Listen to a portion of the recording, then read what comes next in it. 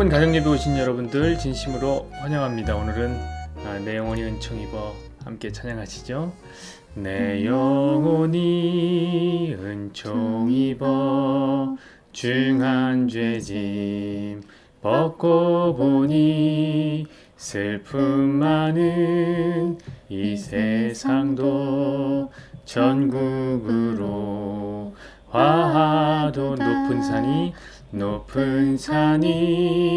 거친 들이 조막이나 궁궐이나 내 주 예수 모신 곳이 그 어디나 하늘나라 할렐루야 찬양하세 내 모든 죄 사함받고 주 예수와 동행하니 그 어디나 하늘나라.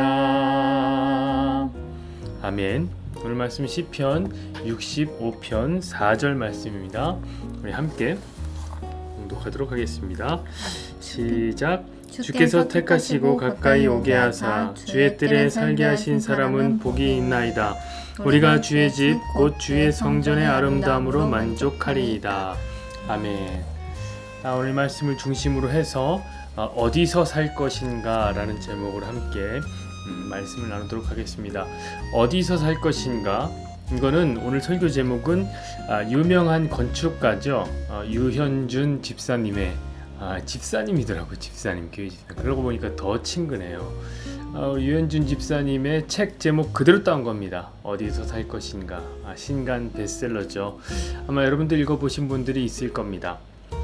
유현준 집사님은 그 책에서 이 공간이라는 것이 단순히 먹고 자고 하는 1차원적인 문제만 해결해주는 그런 물리적 장소가 아니라고 우리에게 피력합니다. 오히려 뭐라고 하냐면 공간은 그보다 한 차원 높은 것을 우리에게 제공한다는 거예요. 그게 뭐냐면 바로 경험입니다. 경험.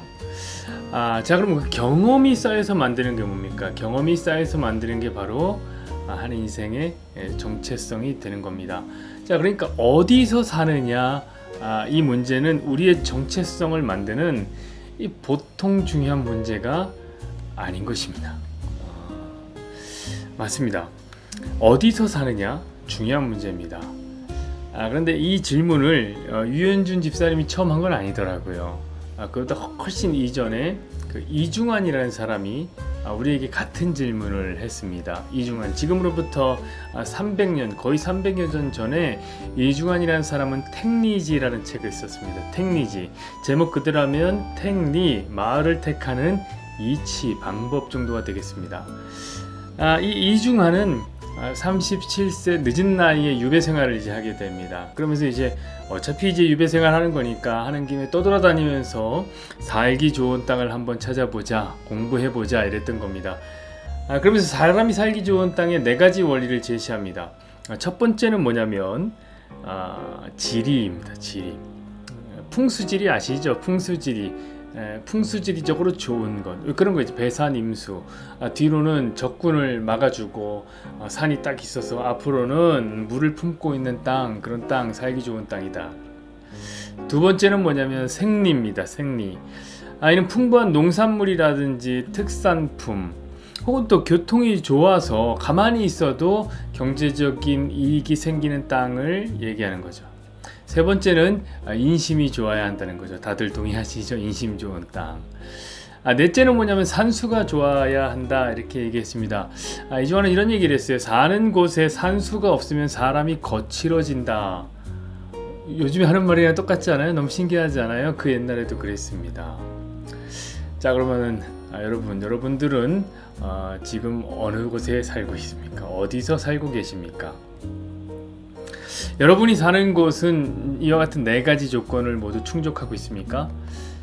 물론 요즘에는 살기 좋은 땅 개념이 좀 많이 바뀌었다고 생각합니다. 그런 거 들어보셨어요? 역세권, 숲세권, 백세권, 학세권, 몰세권, 스세권 이런 세권들이 있습니다. 역세권은 여기랑 가까운 거고요.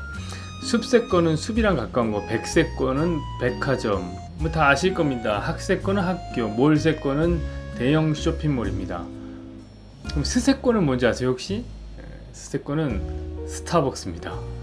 스타벅스랑 가까워야 삶의 질이 높아진다, 뭐 이렇게 얘기하더라고요. 그러니까 이런 여러 조건들이 주변에 있는 여러 조건들을 만족하는 공간에 살아야 우리는 살기 좋은 곳이다, 이렇게 말하는 것이죠. 근데 우리가 여러분 그런 백세권, 역세권 뭐 잠시만 생각해 보세요. 생각해 보더라도 이 여러 가지 조건을 모두 만족시키는 집을 찾기란 너무 어려운 겁니다. 그렇죠? 여러분 가운데 집을 구해 보신 분들은 다 공감하시리라 생각합니다. 여러분, 집이라는 것은 내가 원해서 선택하고 들어가는 곳이 아닙니다. 여러분, 요즘 집이란 것은 뭐냐면 대기업 다니는 사람들도 20년은 자기 연봉을 꼬박 모아야, 그러니까 먹을 거 안 먹고 입을 거 안 입고 그냥 숨만 쉬면서 꼬박 모아야지 사는 거예요. 그러니까 집이란 것은 내가 선택한다기보다는 어쩌면 맞춰서 들어가는 것이 아닐까, 그런 생각이 들어요. 그러니 이 모든 조건을 만족하는 공간, 그런 곳이란 찾기 너무 힘들 겁니다. 너무 힘들 거예요. 자, 그걸 이중환이라는 사람이 300년 전에 알았던 것 같아요. 여기 300년에 쓴, 자기가 쓴 이 택리지를 이중환이 어떻게 마무리하는지 아십니까? 이렇게 마무리합니다. 나의 글 역시 살만한 곳을 찾으려 해도 살 곳이 없음을 한탄한 것이니 넓게 보는 자들은 글 밖에서 구하는 것이 좋을 것이다. 그랬어요. 그럼 이 말이 뭐예요? 자기 역시 열심히 찾아다녀봤지만 살만한 곳을 찾지 못했다는 겁니다. 그러니 네가 진짜 살만한 곳을 찾고 싶으면은 글만 읽지 말고 네가 열심히 돌아다녀서 발품 팔아봐라. 그렇게 결론을 맺었습니다.